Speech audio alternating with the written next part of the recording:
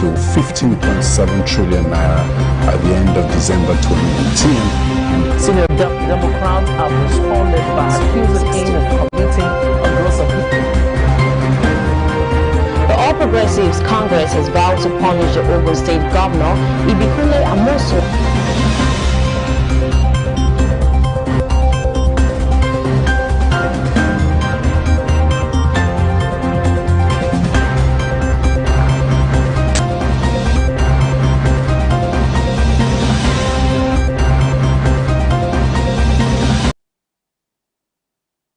You're welcome to Celebration Television News Desk. My name is Akosile Nicholas Walter. Here are the news making the headlines.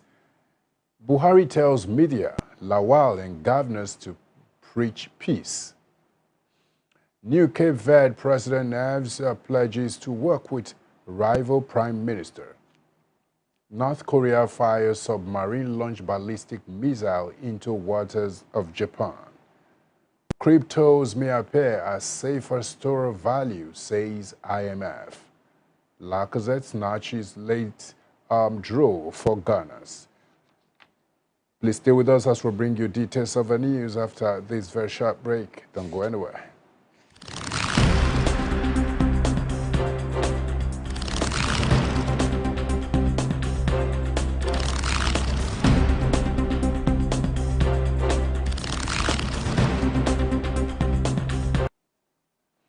You're welcome back, and now the news in details. President Muhammadu Buhari has claimed that the country's security is improving considerably in recent times and urged the media to replace the prefix rising insecurity with declining insecurity.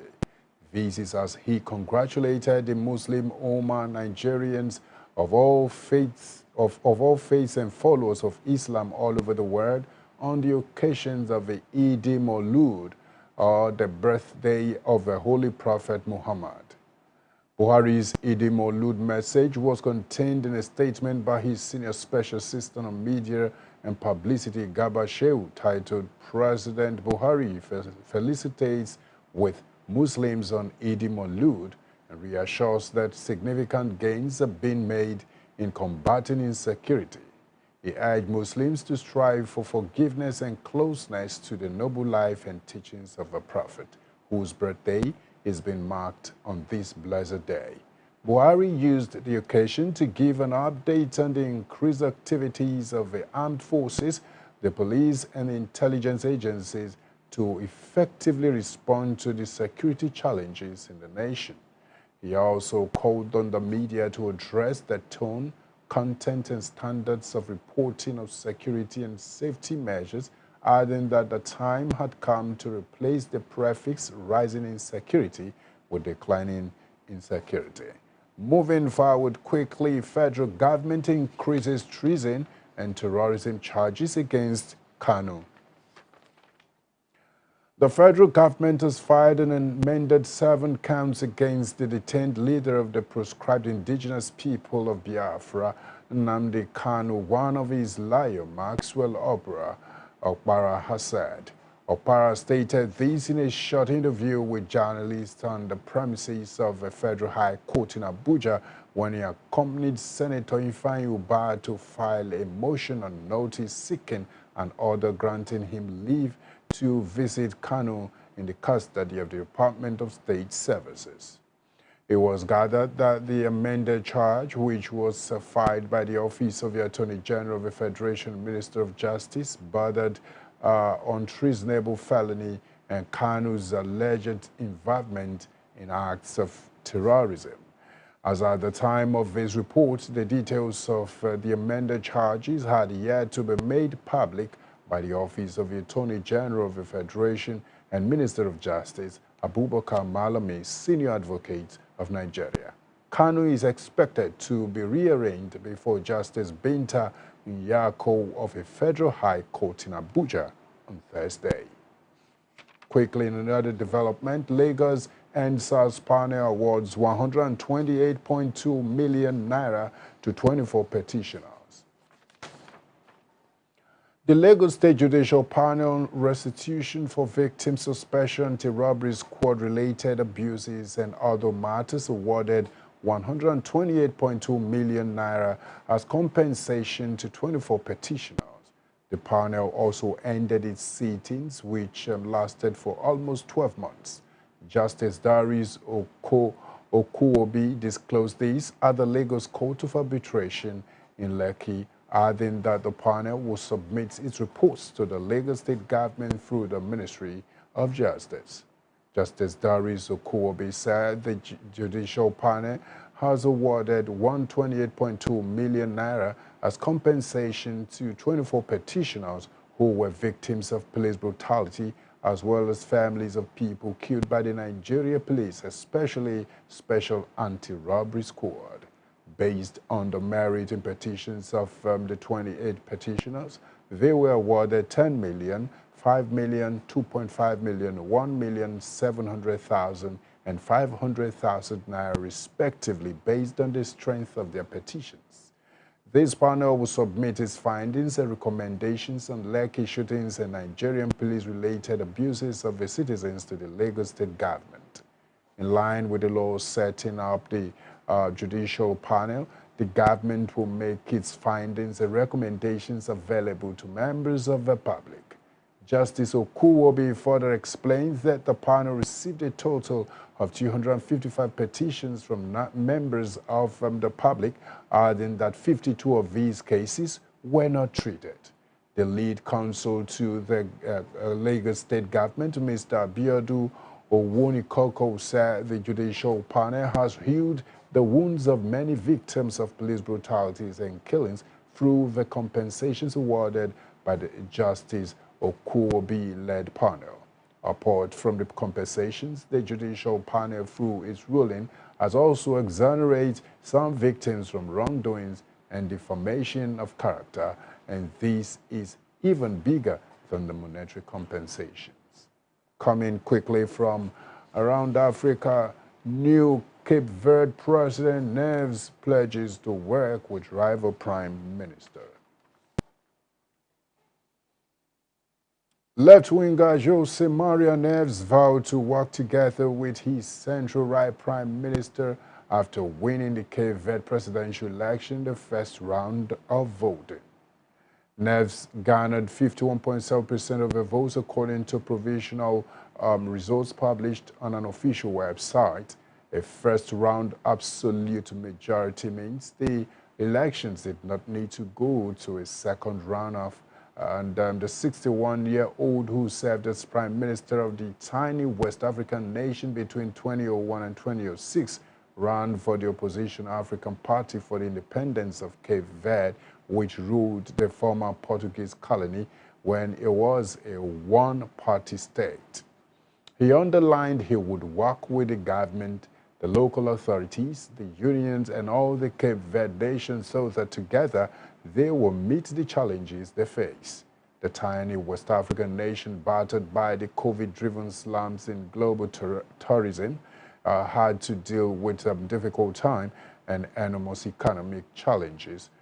Prior to the pandemic, visitors accounted for a quarter of the economy for volcanic archipelago of 500,000 inhabitants, lauded for stable government and smooth democratic transitions of power. And still from around Africa, South Africa rejects Russian Sputnik vaccine over HIV fears. South Africa's health products regulator on Monday said it would not approve Russia's Sputnik V COVID-19 vaccine due to concerns it could increase the risk of HIV infection among men. The decision was based on earlier studies testing the safety of a modified form of adenovirus, a type of virus that causes respiratory infections known as the AD5 and contained in the Russian jab. The South African Health Product Regulatory Authority said in a statement that the use of the Sputnik V vaccine in South Africa is certain of a high HIV prevalence and incidence. may increase the risk of vaccinated males acquiring HIV.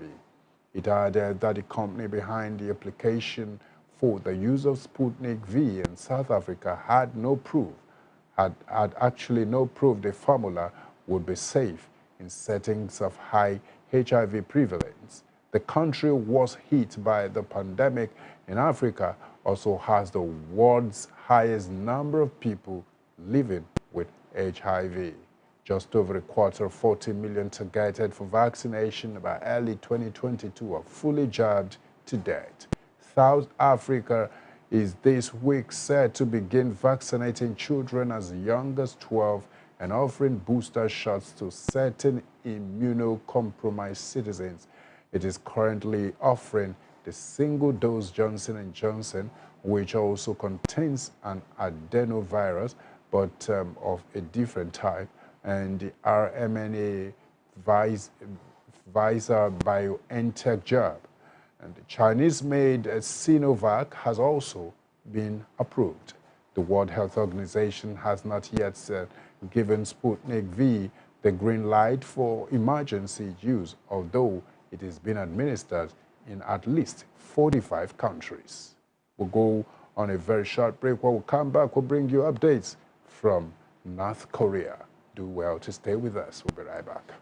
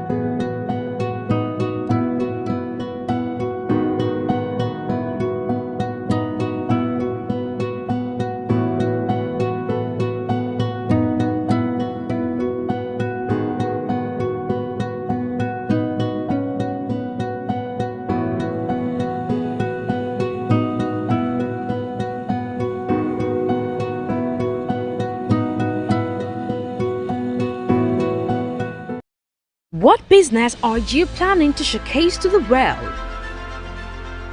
That which will satisfy the need of humanity? Of course, with Celebration TV, it will get the desired reciprocation you long for.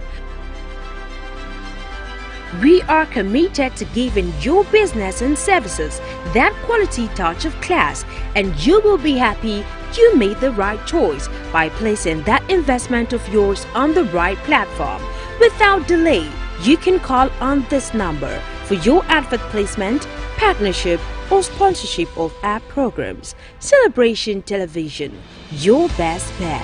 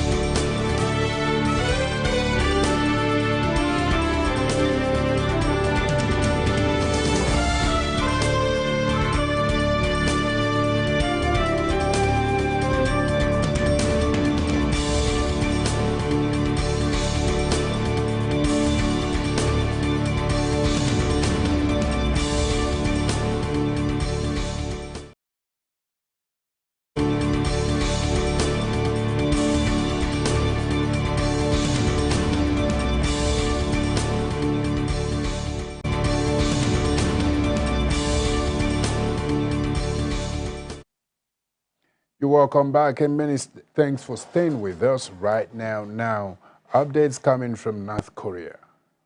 North Korea fires submarine-launched ballistic missile into waters of Japan. North Korea has fired a submarine-launched ballistic missile into waters of the coast of Japan, South Korea's military has said. The launch comes weeks after South Korea unveiled its own such weapon. Pyongyang unveiled a new type of submarine-launched missile in January, describing it as the world's most powerful weapon. It comes as South Korea, Japan, and U.S. intelligence chiefs reportedly met in Seoul to discuss North Korea. In recent weeks, Pyongyang has embarked on a flurry of tests of what it claims to be hypersonic and long-range cruise missile and anti-aircraft weapons. Some of these tests violate strict international sanctions. North Korea is specifically prohibited by the United Nations from testing ballistic missiles as well as nuclear weapons. On Tuesday, South Korea's Joint Chiefs of Staff said one missile was launched from the port of Sinpo in the east of the North Korea, where Pyongyang usually bases its submarines. It landed in the East Sea, also known as the Sea of Japan. South Korean media reported that this particular missile is believed to have traveled between 430 and 450 kilometers at an apogee, or maximum height of 60 kilometers. It is nuclear if the missile was launched from a submarine or from an underwater platform.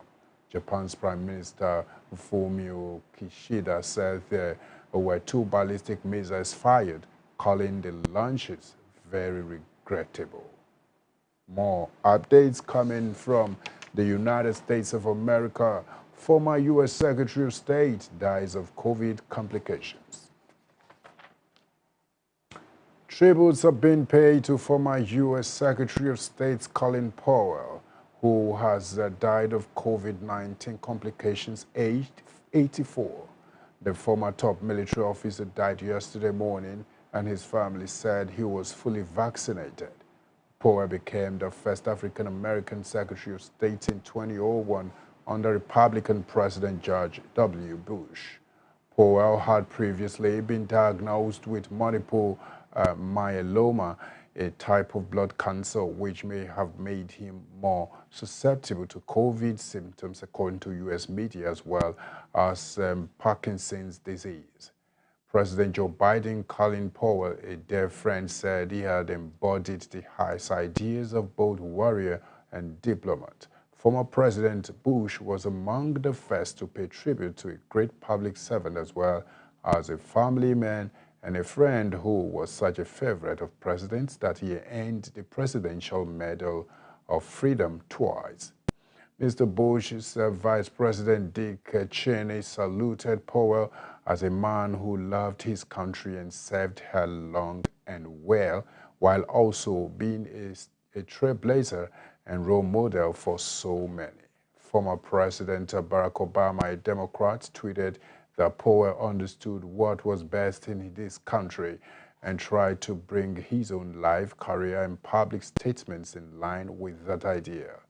And a Condoleezza Rice, Powell's a successor as Secretary of State and the first black woman in the role, called him a truly great man whose devotion to our nation was not limited to the many great things he did while in uniform or during his time spent in Washington.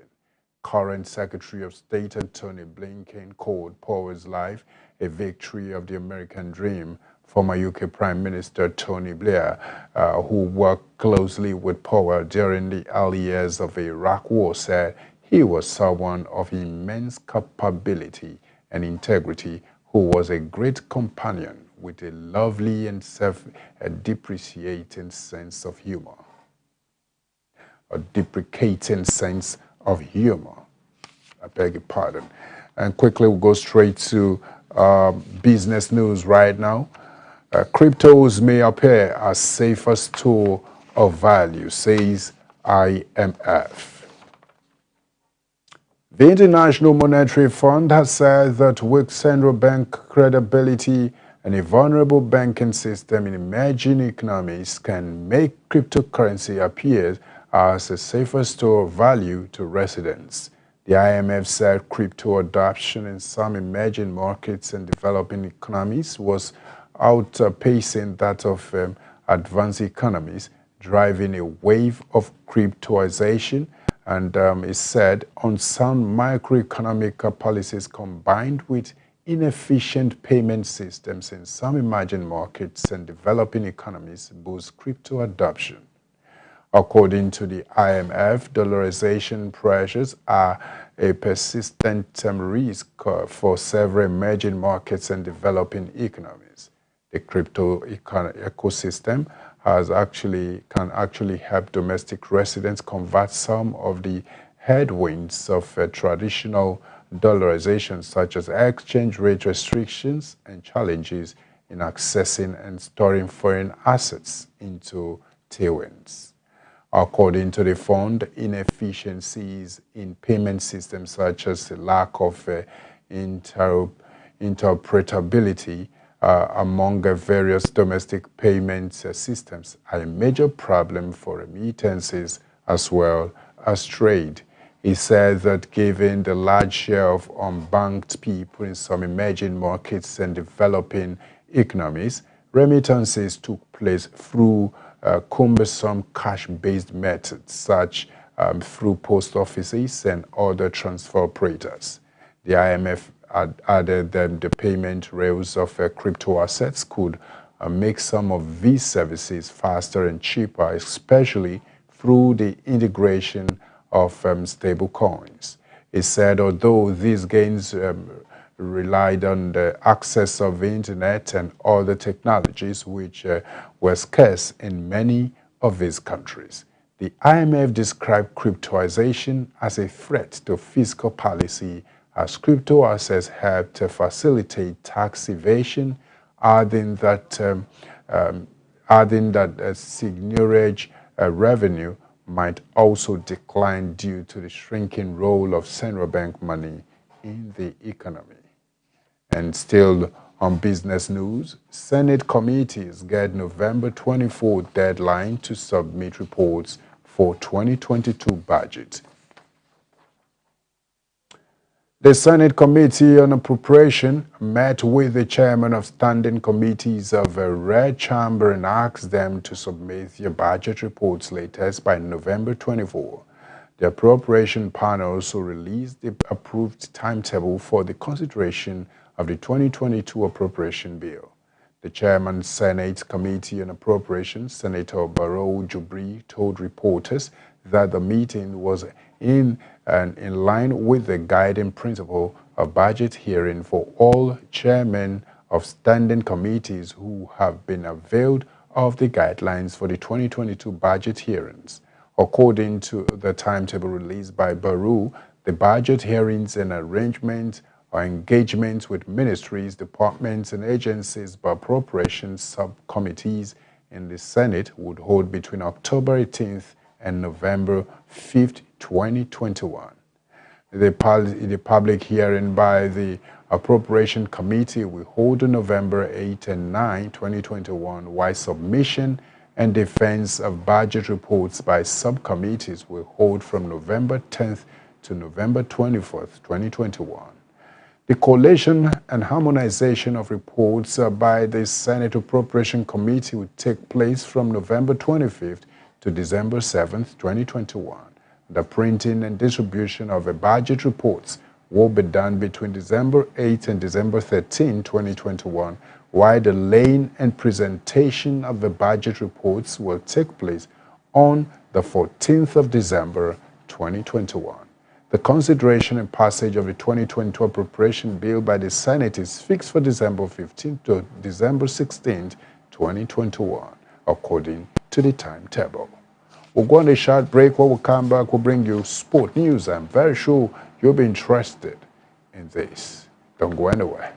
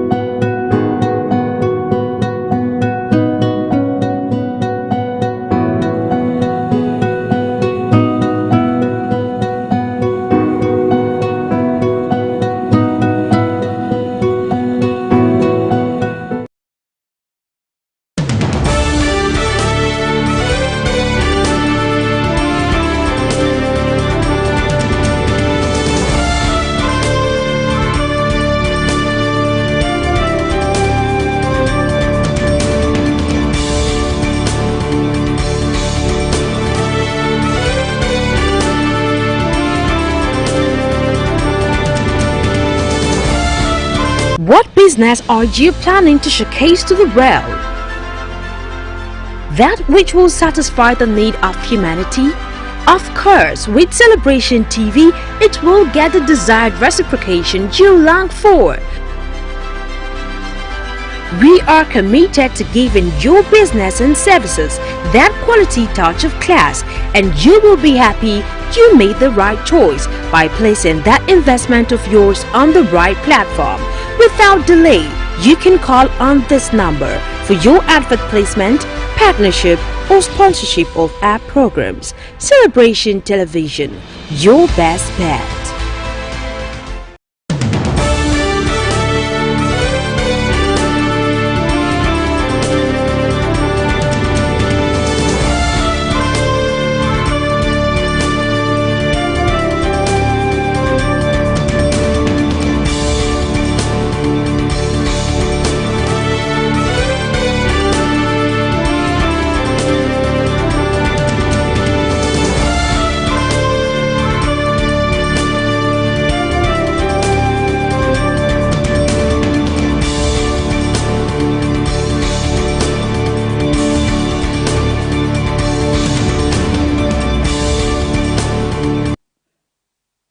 You're welcome to Sport News.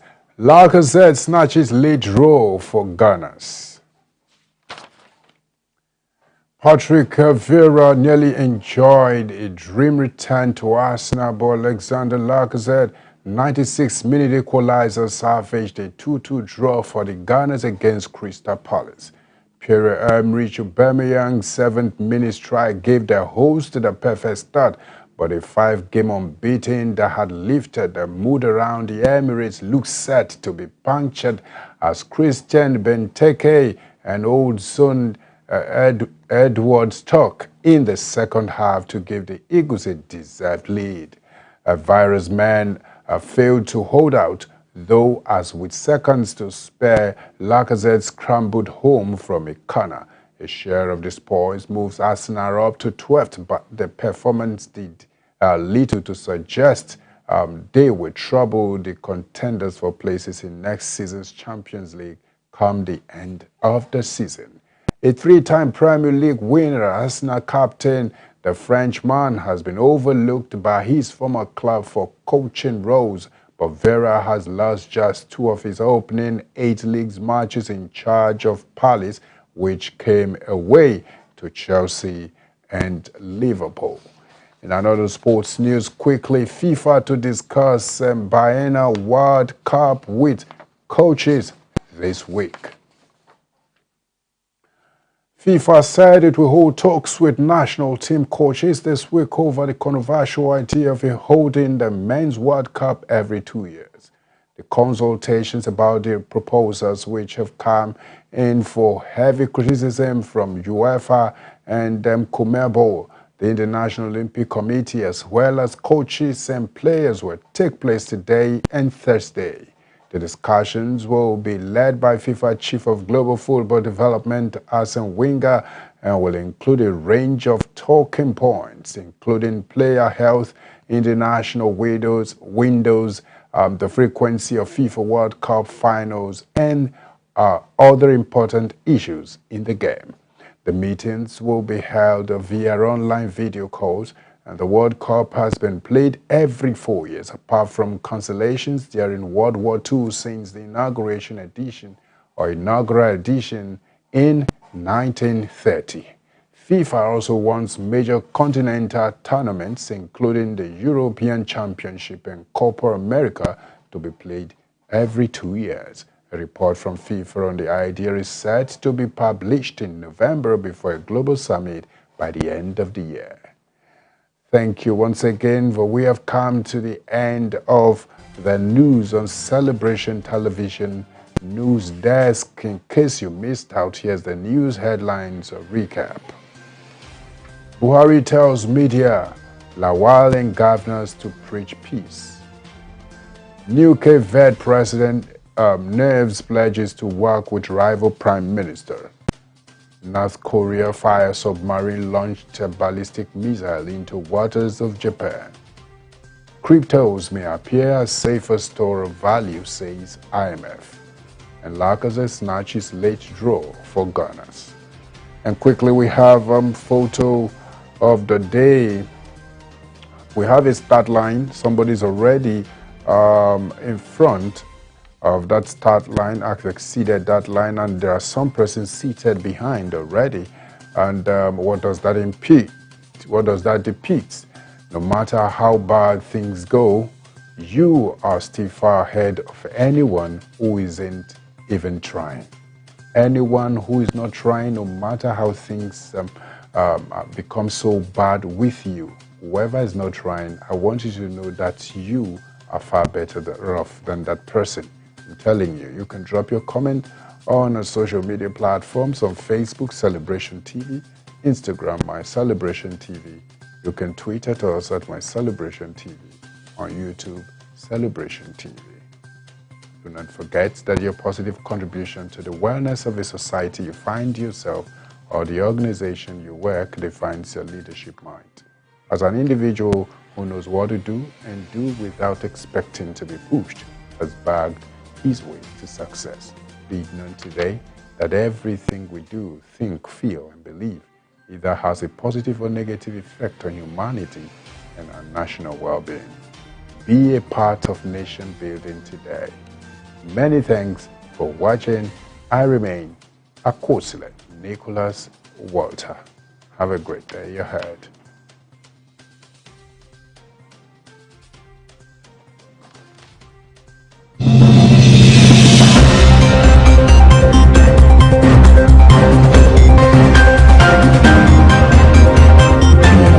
To 15.7 trillion naira at the end of December 2018. Senior Democrats have responded by accusing him of committing a gross offence.